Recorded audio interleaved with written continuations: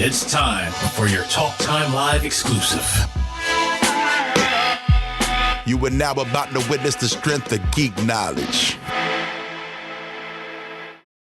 Returning to the show is one of the key people behind the mega hit retro brawler Teenage Mutant Ninja Turtles Shredder's Revenge. But now, he and his team at Tribute Games are back as they collaborate with Marvel Games to develop the highly anticipated brawler and beat-em-up game, Marvel Cosmic Invasions, which is out now and available all platforms. Please welcome back to Tribute Games narrative designer, I should say, Yannick Belzil, to Talk Time Live exclusive. Yannick, how's it going? It's going great, Dax. Thank you. You can also call me narrative director, but given I'm the only one who does narrative there, I am both director and designer. And I've seen places where you were designer and then other places where you were director. So I would, it was like, tomato, I guess. Yeah. In my case, it's really both because I'm the only one doing it there. But yeah. And you've been doing it very well, I will say. So, first of all, how are you doing? How have you been since the last time we spoke? I mean, a lot has happened. Yeah, with you. A lot has happened. I've been doing very well, and so it has been the company as well. Like we're really happy with but we first talked when Shredder's Revenge came out, and that was very good for us. It was a very satisfying experience for us doing that game. And it opened us new doors. A lot of people know more about us now, and it allowed us to get to do Marvel Cosmic Invasion, which came out this week. Also, we're really proud of it. Just coming out, it's really exciting. So yeah, it's a great big adventure that we're still on with our awesome partners at .mu, and now we are working with Marvel Games, who are like really great people. So yeah, it's been a really fun 2 years and change for us. Hey, you know how I know how good you've been doing and you and the team have been doing? I've seen a lot more of you since the last time we spoke on this show. Like, I've seen you on everywhere from IGN and other places, and I haven't seen you that much up until this point. But now that you guys are on the radar after Shredder's Revenge, it's like you're on a platform everywhere. You're representing Tribute everywhere. I was like, okay, go ahead, man. Yeah, well, there's a bunch of us at the office who we're the office's loudmouths, which becomes useful when it's time to talk about the game and go on podcasts and go on shows and get the word out about what we're doing. So I'm one of those few big mouth attributes that gets to go out and talk up the game, and that's a lot of fun.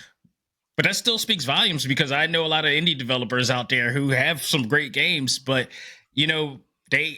some of them respectfully have been on the radar, but not like this, not to this, not to this trajectory that you guys have been. And, since then we've been saying a lot. And then when Marvel Games slapped on their logo to your logo, it really stepped things up. So, I mean, before we actually talk about this awesome game that I'm still like grinding in and playing right now, we got to talk about the last time you were on the show, which was about Teenage Mutant Ninja Turtles Shredder's Revenge, which has since then, it's not even my opinion, it's just facts, it has lit a fire within the genre. And I say that because since the last we spoke, I have taken a deeper dive into an interest into what you've done and the process of all that. But then from what you guys have done, like, you guys have influenced an entire, how Yoshinori Ono came back to Capcom and he revitalized fighting games with Street Fighter 4. And it was kind of a situation. I felt like this is the same type of situation where you guys came in, and when you did Shredder's Revenge, like, people paid attention because, one, it was based on a beloved arcade classic, and you guys put a new bow on it, per se. And then I've seen other companies try to do the same thing. Did you and the team realize the influence that the game has been in the industry, and especially when it became, when I've experienced dozens of other games that have tried to capture the magic that you guys have done and made? Well, we're certainly aware that we're really aware of that, because that became our name. That we've been were discussed online as the Shredder's Revenge people. So of course we know that it's what people know us from. And as for how it influenced others, I think that mostly the real influence is people have seen that there's still a lot of love for the beat 'em up format, and that people like, and that there's a whole lot of people who were waiting to be activated into playing them again and enjoying them again. And there was already stuff like Streets of Rage 4, which is also a new classic, but Streets of Rage 4 is like more of a connoisseur type of title. It's really well known, but it's really well known in video game circles versus the Turtles. They're sort of which is a global phenomenon. And they're sort of partly a mascot for that genre of game as well, because they were there when it exploded. So I think that Shredder's Revenge was really enjoyed by a lot of people, and it sort of made realize a whole lot of players like, oh yeah, I remember those games. I still enjoy playing those games. It's nice that they're around. And so I think it inspired a lot of people to go, oh yeah, we can still do those. There's still an audience for it. It's still viable. And that was really, really cool.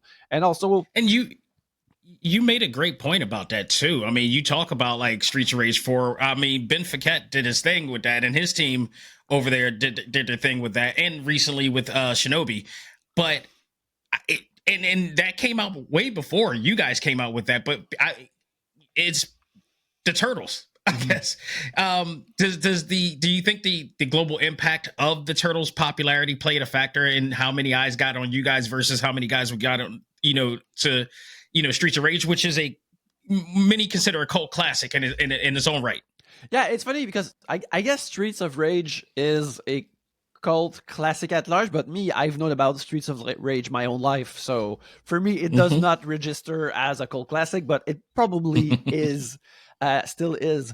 But yeah, well, there's no doubt that the Turtles really put a lot of eyes on us, because we were really lucky into getting the Turtles, because first we were lucky of working with characters and a universe that we loved ever since we were kids, but it was also a franchise that video game wise had not made bigger waves in the last couple of years before the game came out. So I think people were ready to have like a new version of the Turtles in video game form, and we were also lucky that we got to bring them back into a format that people remembered and associated with the Turtles that had not been as prevalent. So we got lucky in a sense that a lot of people were sort of waiting for it, and I think that a lot of people who didn't know they were waiting for it were there as well. You know what I think what made that even better for you guys is that they came out with the whole entire collection, I think in the same year, right? Yeah, they came out, I think, a couple of months, like, before or just after shy after. Right. So what I saw in that is that, what it did is like it gave us all the collection of what we love, on everything, but you got to see the evolution of the actual genre that you guys put in and see how much has changed and how much. So we got to do a lot of comparing and contrasting based on everything that was already brought out. We have the complete collection if you bought both of those, and then you see the evolution that Tribute Games has contributed to it. And man, I think it actually elevated the game even more, in my opinion. Yeah, well, it really got. It felt like there was more of a Turtles renaissance happening at that time, because all of these, and like Mutant Mayhem was still like, I guess, a year away. So there was a hunger for the Turtles, like being woken up, like by the. It's amazing how relevant that franchise has been. It's incredible. Well, yeah, it always mutates with each installment, so it's always cool to have a new version. Nicely put. So, since we last spoke, I've taken a deeper interest. I learned a lot from our last interview. I've taken a deeper interest and appreciation of what you personally do in terms of script writing and narrative direction.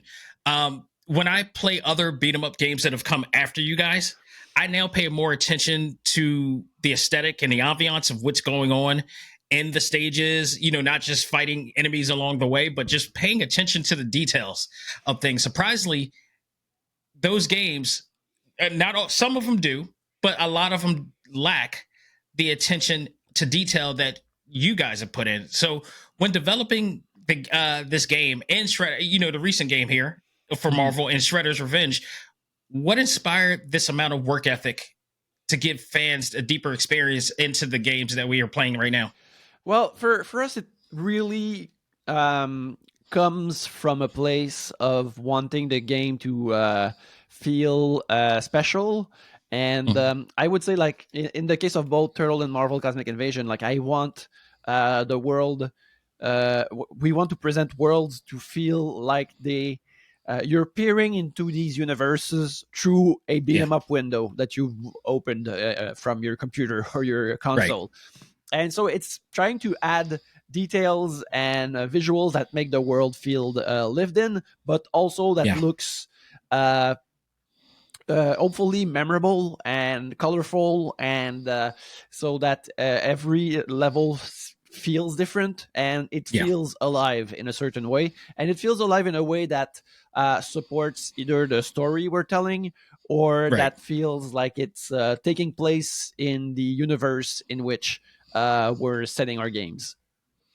And I feel that definitely as somebody like you, I guarantee who've played in the arcade back then for, or even played on the Nintendo Entertainment System or the Atari or whatever like that, playing Spider-Man, the original Spider-Man on the Commodore or Atari or something like that, to playing, X-Men, the LGN debacle on the NES, to playing in the arcades of Captain America and the Avengers. And you play these games, but back then they were so limited to do. And I believe, if I'm correct, like, correct me if I'm wrong, Captain America and Avengers was like one of the first arcade games to really have voice acting and really kind of, revolutionize the way we played, beat 'em up arcade titles at the time. I don't think I remember any other game up until maybe Teenage Mutant Ninja Turtles that started using voices in a MIDI type of way.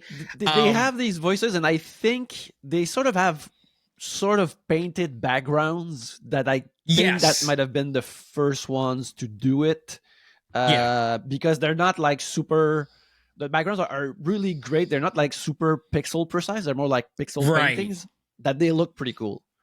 But it gave Captain America and Avengers really had a really great comic book aesthetic to it that really gravitated to Marvel fans back then. And I feel like this one does, now and to an nth degree in this case.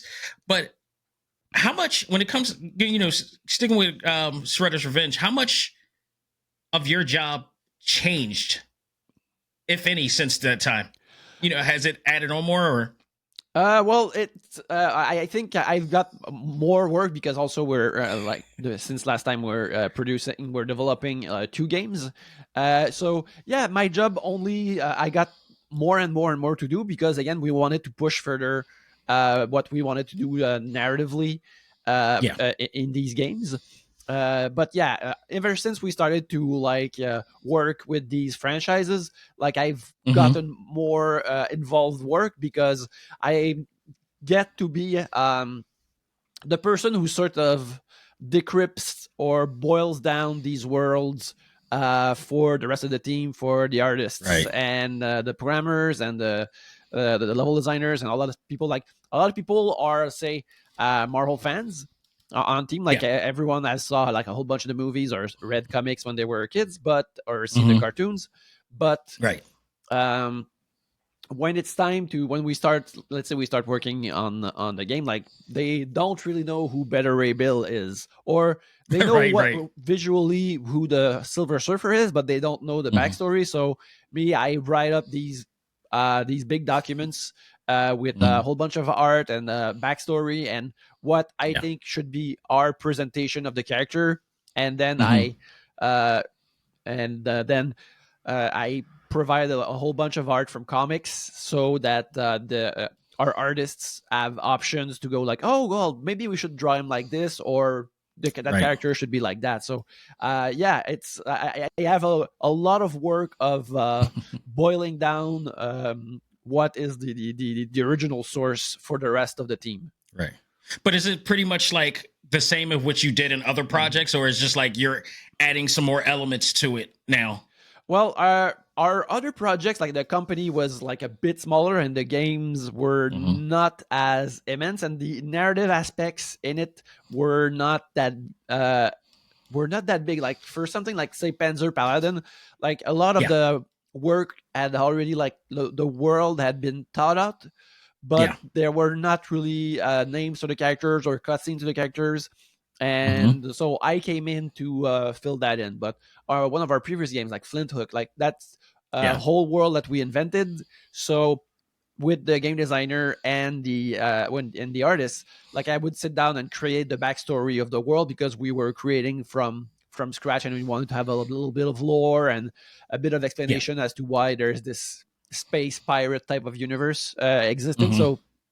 So our previous game were not as ambitious narratively. They still had narrative, but ever since we started on Turtles, and then Marvel Cosmic Invasion, and currently in production Scott Pilgrim EX, we have like there's way more responsibilities on my side, because we want to nail the aspects of these franchises that we put in our game.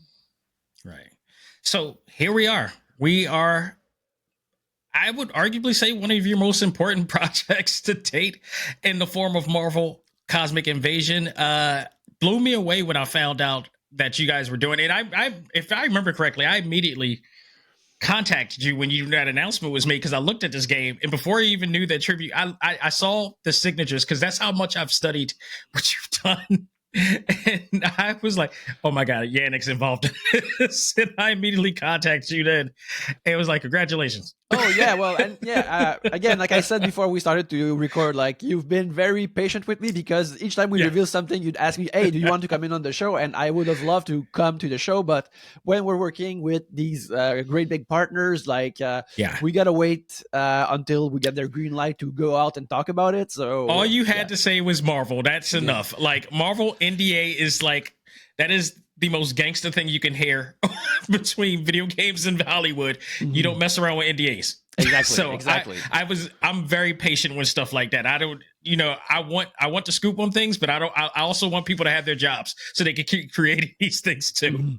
So that was not even a bother to me. And I was like, I'd rather be surprised at what I get so we can have this conversation, which we are now, and as deeply appreciated. So, but, let's talk about that. Tell me about how the relationship between Tribute Games and Marvel Games happened. Like, who approached who pitched what?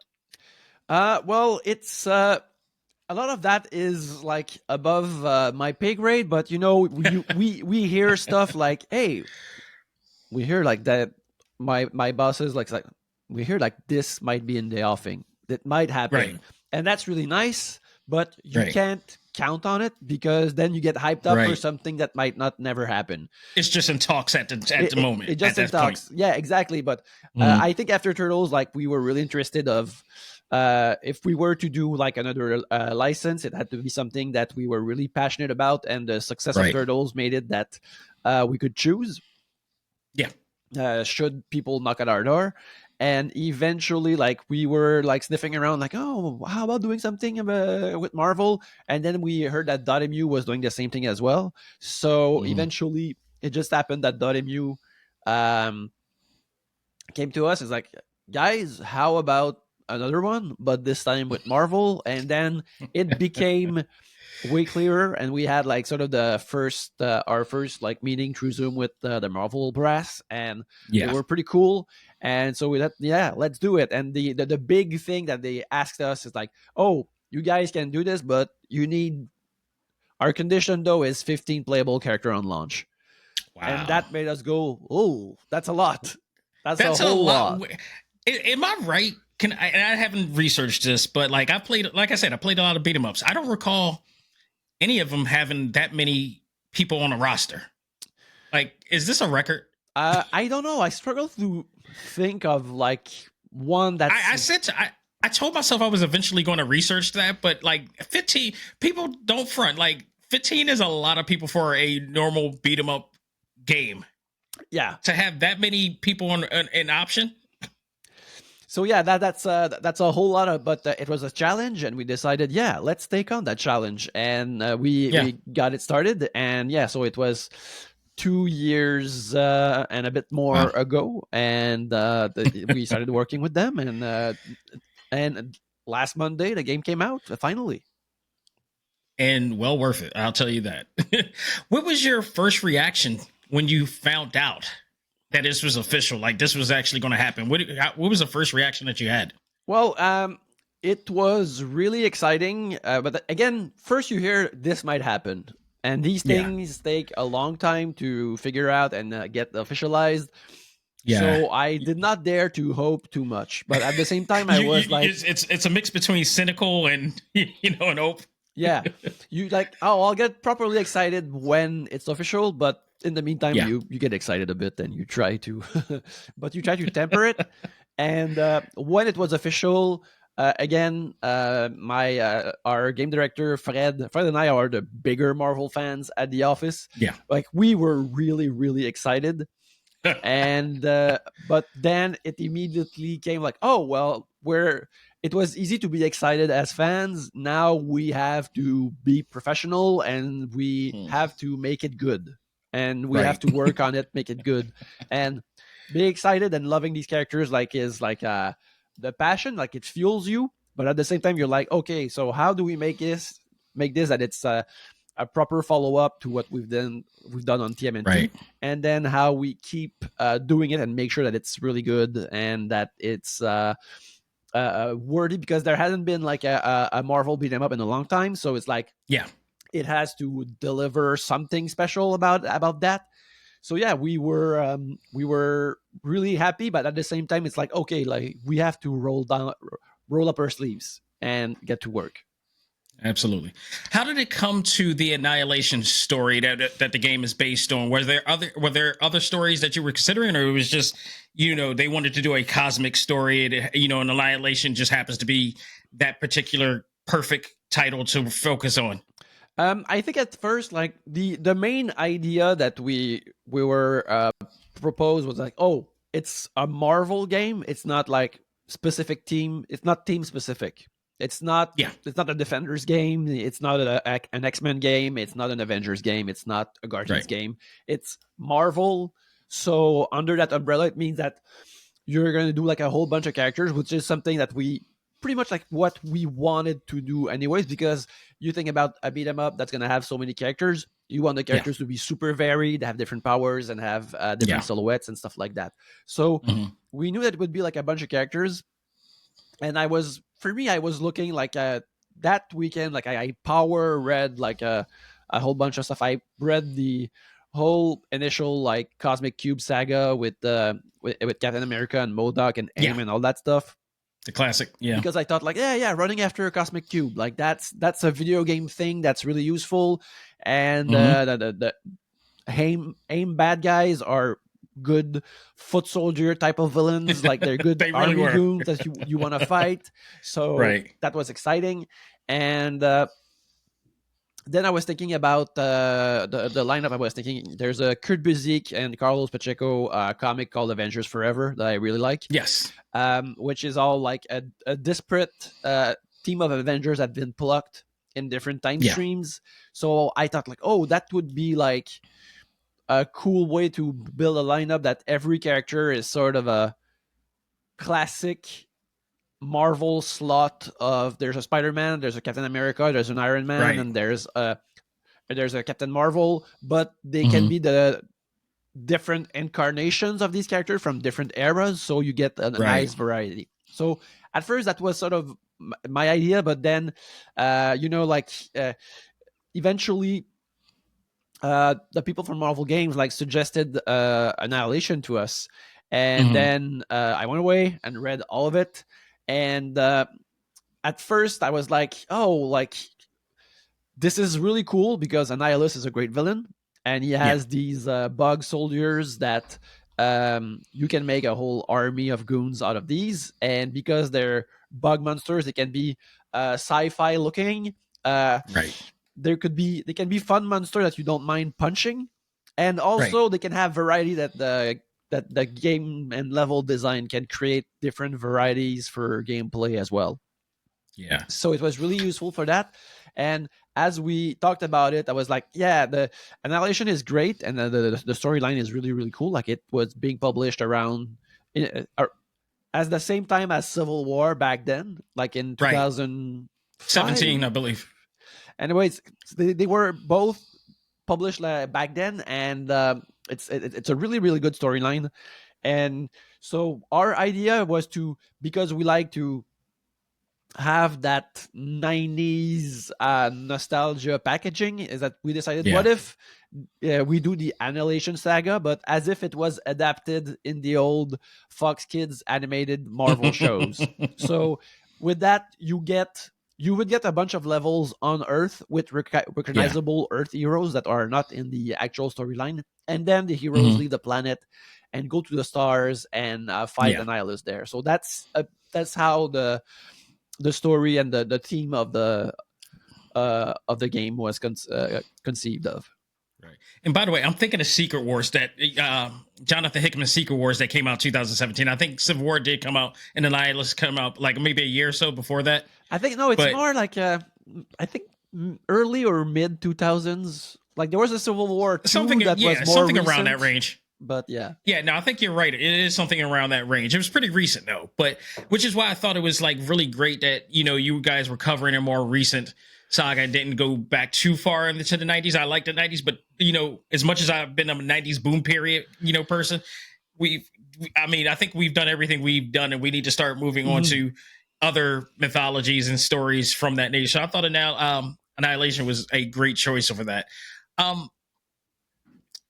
Because you and the team were working with like big names like Marvel games, how much pressure was it? You guys already were successful alone, but now this is like, let's give it respect where respect is due. This is Marvel games. This is Marvel, period. So was there any more pressure, or was like, we're going to do what we always do? No, it was pretty much we're going to do what we always do. It's just that now it was way bigger. Like, again, 15 playable characters. And on my end, more narrative, more voiceovers, and more stuff of that import. Like, we hired more people because, again, like, one thing that happened with we'll talk about that. What happened with the company is that given that TMNT did very well for us, and suddenly we had 2 projects, we hired more people. So like, we had more level designers, like our wonderful Kevin, and Pat, who's our sound man, who was like who came on the team, and it's like his first full project that he did with us. That was pretty rad. So suddenly, like, there was more of everything else, and we felt like it's just landing that much bigger plane was the pressure, rather than doing a Marvel game. Like, working with Marvel has been really a breeze. It's been super easy and fun. They are great partners. You send character design, and they answer you within 48 hours, and they either say immediately, we love it, or if they have something else in mind, they'll send you extra art. Like, oh, you try it like this, try it like that. It's really, really a well run machine. And like, working with them, like, I understand their recent like success in the larger video game area with all these other projects that look really exciting and cool, because the way we're working with them, they're working like this with other teams, and that's why they have so many great games still going on and still coming up. Like that Wolverine game looks really rad. 1943 looks really, really cool too. So all that great stuff. So what lessons, if any, from your past project, especially Shredder's Revenge, did you learn in the development of this game? Were there any that helped you, process this one? I think, well, for me, narratively, the biggest one was because sometimes in Shredder's Revenge, like, there are cutscenes that sort of stop the flow of actions during levels, and I was like, oh yeah, playing it, I realized, oh yeah, we can't do too much of that anymore. Like, it has to be right through, and that's why, like, a lot of the story is sort of told through characters talking in Cosmic campaign. Invasion in the campaign. So Yeah. there are cutscenes. The cutscenes are now really between the levels, or they're either at the opening or at the ending of the levels. There's nothing interrupting flow. So it's really more like that is how to tell the story better to the format that we're playing with, which is beat 'em ups, which has to be, especially the ones we're making. Yeah. I really love the flow of that, and that allowed me to be more immersed into the game's experience as well, which was definitely, to me, that was a treat, especially when considering who the characters were and who the voices based on it was from. I was really excited about that. So this game pays homage. I could be, correct me if I'm wrong, but I feel like the game not only pays homage to certain mythologies in the comics, of course, but also in genres and mediums of, Marvel period, like past games and whatnot. I noticed certain attacks done and certain animations of some of the characters that I've played resemble attacks and, animations from other legendary Marvel games of the past. Would I be wrong to say that this game was meant to be a love letter to those other games in some way, significantly? Well, we all love these old games for sure. Like they're a huge inspiration. Like I would say that like especially for pixel art, there's no, or at least I don't know if there's one, but there's no pixel art school. And I would say that I've been a pixel artist, 2D artist, like in my earlier part of my career in video games, and you learn a bit of animation and pixel art watching pouring over all these wonderful sprites from yesteryear, for sure. Yeah. As for although I would say that for the inspiration for a lot of the moves and stuff like that is that we all pull from the same pool of inspiration, which is the 90s comics. So there's when Captain America in a side-scrolling game walks with his shield, like I feel like there's not 100 ways of representing that or making it look like. So they're gonna look the way they're gonna look because they're based on that X-Men flashback issue where Jim Lee draws Captain America and it looks really sick, or the way Mark Bagley draws Spider-Man in the 90s. It's like so we all pull from the same sources, for sure.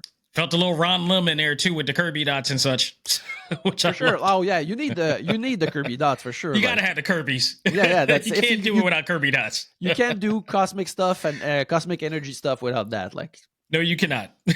So there are a lot of awesome features in this game that, like you said, you guys, went hard on this game, in terms of its features and evolution of the genre.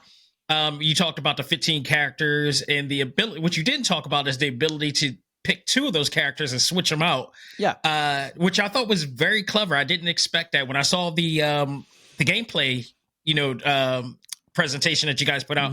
I was blown away. I'm like, that's clever and that's different, and I love it. And it, allows you, even if you're playing a single player, you get the option of having two different, game experiences with two different characters each single time. And if you play the campaign, you have the option of picking and leveling up each character so you could get a chance to, get your hands on every character in there and enjoy it all. I thought it was brilliantly done.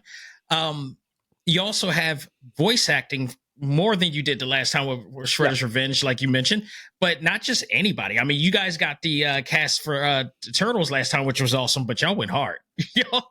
You guys got, X-Men 97, an animated series, Cal Dot, who reprises role as Wolverine, Allison Sealy Smith reprising the role as Storm. Beautiful high def audio, by the way, on that. Jennifer Hale, the legendary Jennifer Hale, returning as Jean Grey. Steve Bloom, who I'm very familiar with, to this show as Beta Ray Bill, and just more, so much more stuff in here that I think if you're a person like me or you who grew up in that, growing up playing these beat 'em up games and reading these Marvel comics, I think you have a much deeper appreciation for the work that's been done in here. Because, we didn't have this level, this quality of a brawler, of a beat 'em up brawler back in the day. They couldn't handle this much power back in the day, but you guys put on a lot of work in there. And I think that needs not to be taken for granted at all. So what I want to know from you is that out of all these features and fanfare that you guys added to it, like, what do you most appreciate? What do you like the most in this game for your personal preference? Well, I really like that we got all these wonderful voice actors. We got them from the game. That was really, really cool. And for my own personal pleasure, again, like seeing them perform all the stuff that I written was very special. Like it was in last April that we sort of all recorded it, like in a couple of weeks. And it's just seeing them perform it was amazing, because sometimes you're like, I guess I'm really good at what I do because look how great it sounds. But it's, of course, it's because it's them doing it. But it was a lot of fun because, again, we wanted, like, that's the thing. The voiceovers for Shredder's Revenge were sort of added last minute in a sense. Yeah. And we sort of added a bit more real fast. So when it was time to do Cosmic Invasion, we're like, oh, now that we're going to have access to we're going to have voice actors for the game. Like, we did not know yet that it was going to be these specific voice actors, but like, oh, we need to add more. We need to add lines that feel like the way these characters express themselves in the comics and in the animated series, as well as the movies. But also we want to create like that camaraderie that the characters have between each other when you read those comics, and how these personalities mess with each other sometimes, and having something that would add to that and try to plug that into gameplay, which in this case is like the call outs that they do when you swap. That was like a lot of fun, and it was like a great writing exercise, because I had to write 3 for each character referring to 15 other characters. So I had to wrote like all of these like in 2 weeks. Like I think 600 and something of them in 2 weeks, which ended up being like a lot of work. You talking about like 600 over 600 lines? Yeah, for the swaps. Wow. And so but it was a great exercise, and I feel like I really like dug deep to make the lines really unique to the characters, and to that they would not really repeat themselves too much. And sometimes it was really hard to figure out like what does Cosmic Ghost Rider say to the Black Panther. I mean, they don't really cross over too much, these guys. So yeah, it was trying to figure that out, and that was really fun to do. And when we hear these voices, these actors performing it, it's really exciting. Like, to me, it was really nervous in a sense, because say for the X-Men 97 crew, it's they're from my childhood or my teenagehood, and like I'm like, I can't have like all of this is done by Zoom, but I can't have like Alison Seeley Smith like I can't see her eye roll because she has to read something that I wrote for her. So I have to work extra hard, because for me, she's a great accomplished actress. She is a thespian. Yeah, she is a consummate professional. I've seen interviews with her, and I also like I was at New York Comic Con and I covered that. If you guys remember, I told you that I was going to that, and during the Marvel panel, they were waiting out to go into the panel as well, and I managed to stop them and get a pic I get a pic of them for the website. And her presence, you could tell she has that theatrical presence, that Broadway type of like, it's her craft. You do not want to just, and it's not like in a diva type of way. It's like she is an artist. Cal Dot as well. Cal Dot and her were sitting right there, and they both like. You can understand why they are who they are and why they do what they do. I hate to take the pun from Wolverine, but they're the best of what they get. Well, they're do. Ultimately, because the exchange that we had with them, like, they're really normal, nice people. But at first, like, these are the characters, and I can't have Storm or Wolverine being bummed out because they have to read my dialogue. And it turns out like they told me that they've enjoyed it, which was really nice of them. But I think it was very special to hear them perform it. And Alison Seeley Smith like did all of her Storm line. Like every character has like 120, 130 lines, and she Yeah. did all of hers like in less than an hour. Like seeing her go was like seeing like It's amazing. a Japanese like calligraphy like master, like they do it in one stroke. Right. Like she would just go one version, and I would do like it's already perfect. It's great. You don't need to do it a second time. And she would like blaze through them, and it's always it was amazing to you. It's just another day. Yeah, exactly. I'm glad that you had that experience too, because I've had opportunities where I have actors come on this show, or I've done panels with actors before, and they would do liners for me for the show, saying like, this is such and such, and this is ACMG presents. I've had I don't know if you've ever had a chance to work with this person, but Fred Tatasciore. No, I haven't, but I love his work on 2017 DuckTales. Like, I love that show. Fred Tatasciore and Charlotte Chung, who were both they did very popular voices for Overwatch, and I did a live Overwatch panel in 2019 with them, and afterwards I asked them to do a liner, and I'm not joking, and it's like, and I've seen this live, and I've seen people do this like where we're doing it right now and virtually, but I was just there to see them do it in person, and just do a liner for me, and they just read exactly what I said, and it was just pitch perfect. It was just I was blown away. So I empathize with you on the excitement and amaze that is how professional these guys are. It's just they don't get enough. They don't get enough praise sometimes, even though they get a lot of praise. Oh yeah, no, but it was really awesome, like to have them come aboard, and because we wanted to create that vibe from the animated series that we really liked when we were kids, and for a lot of people, there have been a lot of really great artists who also did these characters, but for a lot of people, myself included, it's still like these voices that I hear when I read the comics. So it was really special to get them for that. And I will tell you this, to your credit of your writing, when I go to the Genosha board mode, or stage or whatever, and I'm listening to those two, and that actually is probably because I'm a big X-Men fan. That that's one of my favorite stages of the game, and just to hear those two, the chemistry of those two back and forth, it never once taken me out of the thing and saying like, no, this doesn't sound like them, this doesn't sound like something they wouldn't say. No, it sounded exactly like their banter and the chemistry that they have on the animated series. So kudos to you on that. Oh, thank you. So, and thank you for also, I don't know how to, I'll go to this, but like one of the characters that I was very interested in was Cosmic Ghost Rider, because I was like, who the hell is, this is when I stopped reading for a bit. And I started reading a bunch of Jonathan Hickman books recently with the new Ultimate Universe stuff, but I wasn't around to know who the hell Cosmic Ghost Rider was. And when I read the gallery page, I was like, what? This is who?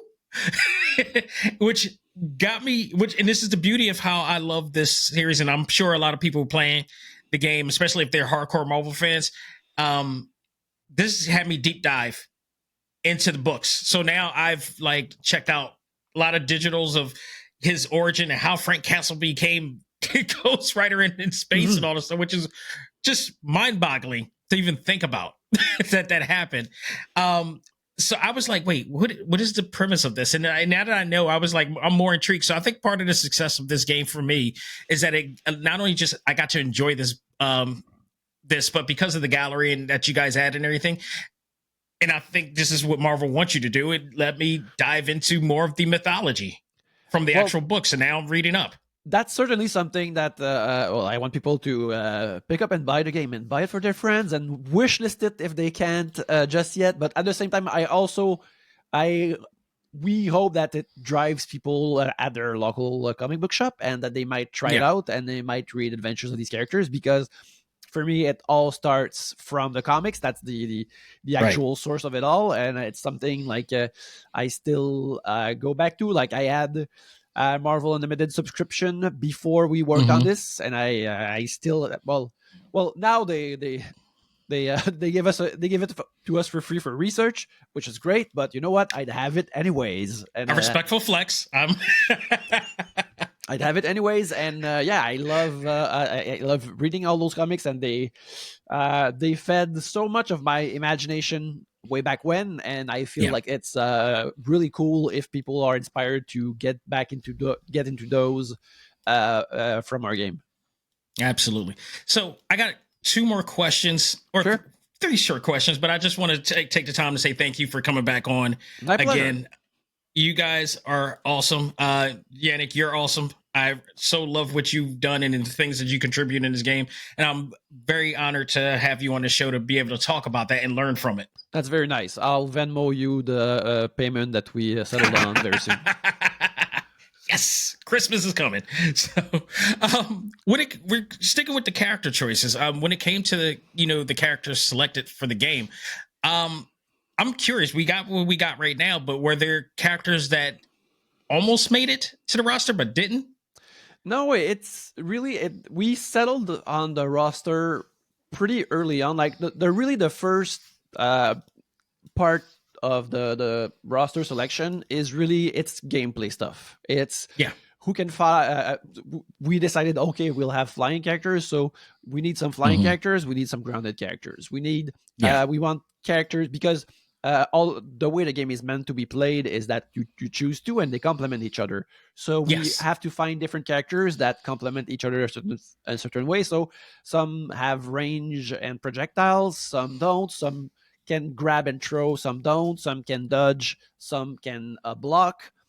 And so we sort of have these gameplay parts that we use to figure out like which character we're going to take. And then I remember the first time like we met at the office as our office was being renovated and we were not working there still. We went and we had a little whiteboard with Fred and I, and we met with the artist, our director Adam, and our main animator Matthew, and our other animator Artem. And we just made like we all had big lists of characters, and we went to them with the artist saying like, hey, you guys, what do you guys like to draw and animate? Because we're doing 15 characters. We want you to be down with what we're suggesting. And at the same time, the artists were like, if we can't not have too many guys with capes, that would be helpful animation wise. And the Incredibles rule, no capes. Exactly. Well, we have a couple of capes, but again, not too many, not oversaturated. Because again, that's animation dollars you're spending when you do that. So we chose we selected different types of character depending on that, and then there's also depending on portraying that this or that power, how much money, like the energy, like we have so many characters who just throw energy from their hands, so like how much can you reuse that stuff? And so there's a whole lot of considerations like that you have to take in first.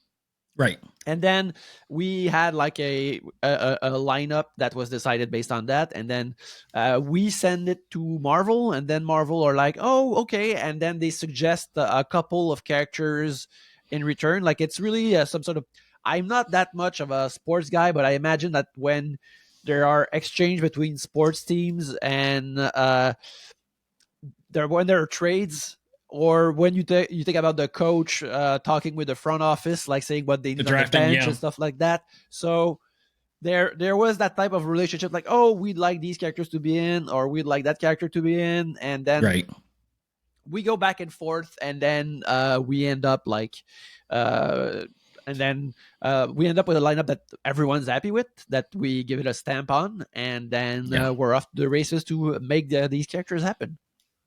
Right. How long did that process actually take, like, overall?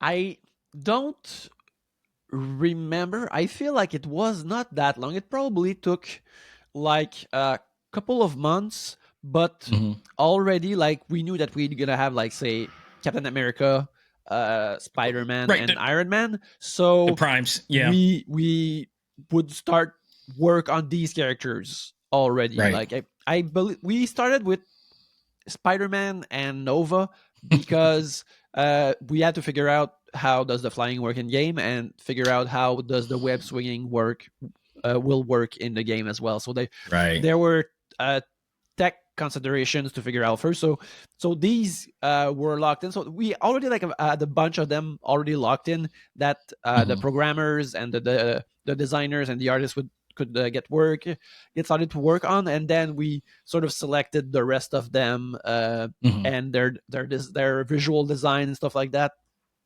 So, and that took maybe a month, maybe two. Like I'm not too sure anymore. It's all a blur now. yeah, it's all a blur. So, pretty much last question here, and this is probably where the NDA part comes in of this. But so feel free to say no or nay. Much like Shredder's Revenge, can we expect more from this invasion? Well, no. If you finish the game, you've stopped it. So Annihilus has been defeated. There will never be anything again. I think that you mean that you're asking me about DLC, which is something that people are asking us about a lot ever since that we've announced the project. Every comment section becomes a DLC suggestion box, which is really, really cool. I've seen them. It's really, really cool that people have that passion for the game and for these characters, but we don't have anything to really say about that, or at the moment, like, we're concentrating on getting the game out and making sure that it works really well. We read all that stuff. We see it all out there, that passion, and that people are in the streets and they want certain characters. But for the moment, we have to crawl into bed because 15 was a lot of work. We have to take a vacation. But, well deserved. But yeah, we really appreciate the passion out there from the fans, though. So other than the Cosmic Invasion, anything can we expect next from you guys? Well, right now we're still working on another upcoming game, Scott Pilgrim EX, that we are making. Oh my God, you guys are working on that too? Yeah. We're working on both, and thank you. It's a big. It's a really big 2 years or so for us that we're working on these two games at the same time.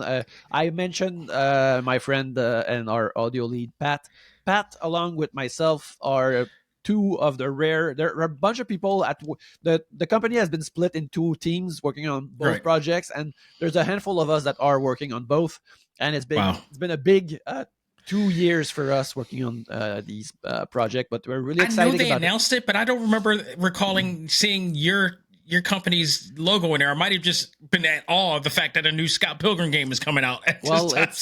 It's us, and it's coming next year, and it's a different game from Marvel Cosmic Invasion. It's yes, it is, absolutely. I mean, I love the first game. It looks like it's gonna have the same formula as the previous. It just looks awesome. It just looks fantastic. I'm looking forward to getting my hands. Maybe I have to we have to connect again on that one. Well, maybe we can for the next time or next release. But yeah, it's more adventure. It's more of a brawling adventure. So you're gonna walk around. You're gonna adventure and discover a brand new version of Toronto, and you're gonna talk to different characters and you go on quests. It's a lot of fun. We're working really closely with Brian Lee O'Malley on it. I write a first draft of a bunch of stuff, and he comes in and he rewrites it, and he really puts his stamp and the true soul of Scott Pilgrim, of his original comics and the movie and the show. He really it's funneled into the game. It's really, really cool. Okay.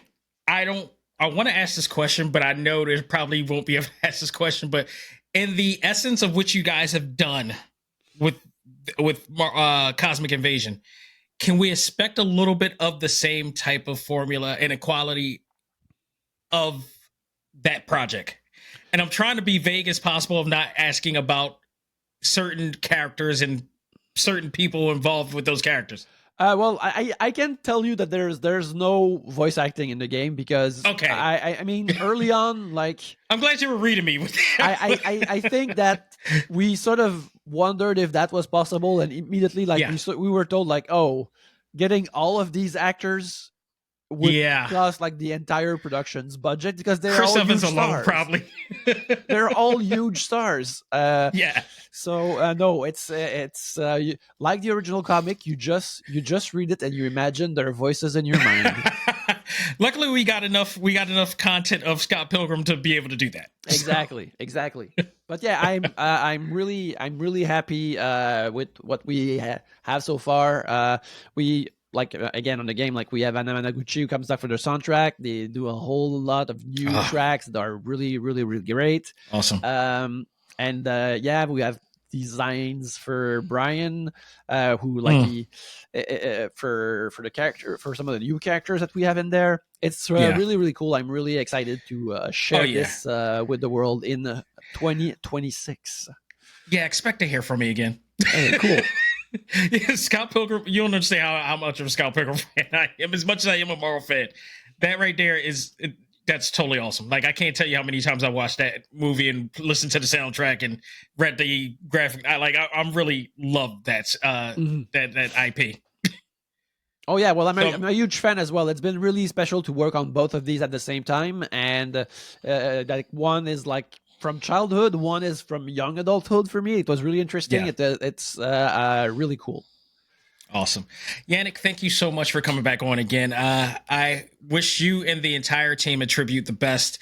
Thank you guys for even putting this together and, having that nostalgic feel for our fandoms the way that, I've had them. So I deeply appreciate the time. Oh, my pleasure. Thank you for having me on. Before you head off, I want to give you a time to plug everything that you need us to be to pay attention to. So the floor is yours. Oh yeah, well first, follow us at Tribute Games on all social media platforms. Our wonderful social media manager and community manager Ziva posts a lot of great stuff about the game we're working on, and she has, I don't know when this is coming out, but we have like a live playthrough on Friday on our Twitch and YouTube channels for Cosmic Invasion with Kevin, who's our level designer, and Pat, who's our lead audio. Yeah, and Ziva as well, and Eric. Oh, this will be out expeditiously, like probably within a day. Okay, so yeah, this Friday, check that out. Also, Marvel Cosmic Invasion is out right now on all platforms.